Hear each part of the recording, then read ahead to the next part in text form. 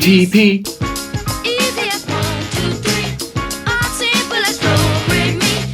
ATP.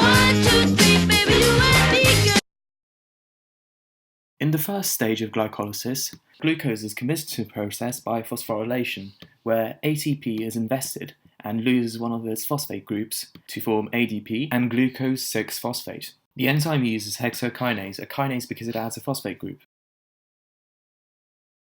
Phosphoglucose isomerase isomerizes glucose 6-phosphate into fructose 6-phosphate. Phosphofructokinase then adds another phosphate group onto the fructose 6-phosphate, forming fructose 1,6-biphosphate. Phosphofructokinase is inhibited allosterically by ATP and is activated by ADP, which is also allosteric. Therefore, although this is like end product inhibition, it is not actually, because the end product of glycolysis is pyruvate, not ATP. The subsequent steps each occur twice per molecule of glucose. Therefore, the amount of product has to be doubled. The original molecule is split in half. A 3-carbon glyceraldehyde, the last bond representing the oxygen then connected to the phosphate group, is phosphorylated by a 3-phosphate group. NAD is reduced to NADH.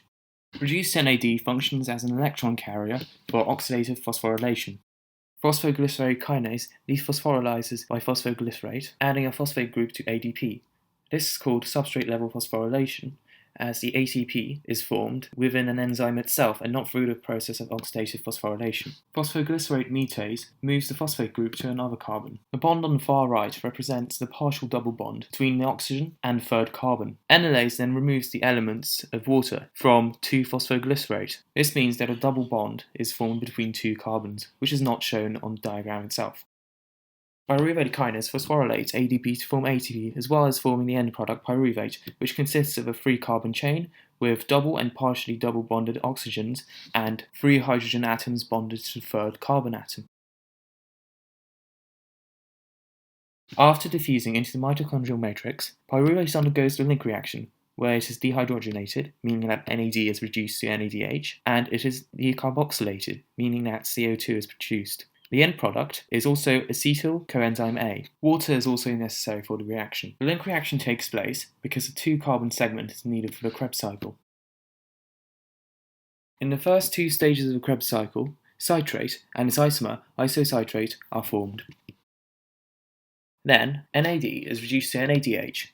Also, a proton is released together with carbon dioxide because the 6-carbon isocitrate is converted to aketoglutarate, which is a 5-carbon molecule. The aketoglutarate dehydrogenase complex reduces NAD to form NADH, releasing also a proton and carbon dioxide, meaning this is a decarboxylation reaction. In addition, coenzyme A is added to aketoglutarate, forming succinyl coenzyme A. GDP is phosphorylated using a 3-phosphate group to form GTP, which can be converted into ATP. This reaction forms succinate, which is a 4-carbon molecule. Oxygen is not shown on this diagram. Succinate dehydrogenase reduces FAD to form FADH2 and fumarate. The fumarate double carbon bond is not shown in the diagram.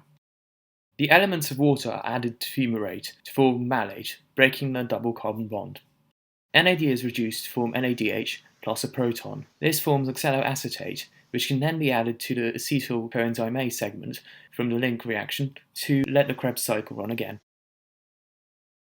At complex 1, the hydrogen from the NADH is separated into H+ ions and electrons. The electrons travel from the most negative component, that is the NADH, to the most positive component, which is the oxygen. Moving through the inner mitochondrial membrane, the electrons transfer energy to integral membrane proteins, which act as proton pumps, actively pumping protons against their concentration gradient into the intermembrane space. As complex 2, the hydrogen from FADH2 is also removed and split into ions and electrons. However, as it travels through fewer complexes, fewer protons are pumped, meaning that less ATP will be produced.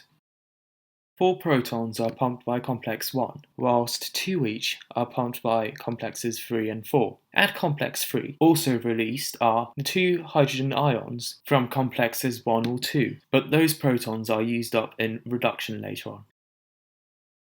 Complex 2 does not pump any protons through. Intermediaries in the process include cytochrome C and coenzyme Q. The proton gradient potential energy is then harnessed by the ATP synthase, which phosphorylates ADP to form ATP. 4 protons are needed in total for this, 3 for the pump itself and 1 for the phosphate carrier, which carries the phosphate group to the vicinity of F1, the group which actually conducts the synthesis of ATP. The F1 component is in the mitochondrial matrix, whilst F0 is embedded in the inner membrane and faces the intermembrane space. At complex 4, in the mitochondrial matrix, 2 protons are reduced to form water using oxygen as an electron acceptor, taking in 2 electrons, which have been constantly lowered in energy over the process. ATP. 1, 2, 3, baby,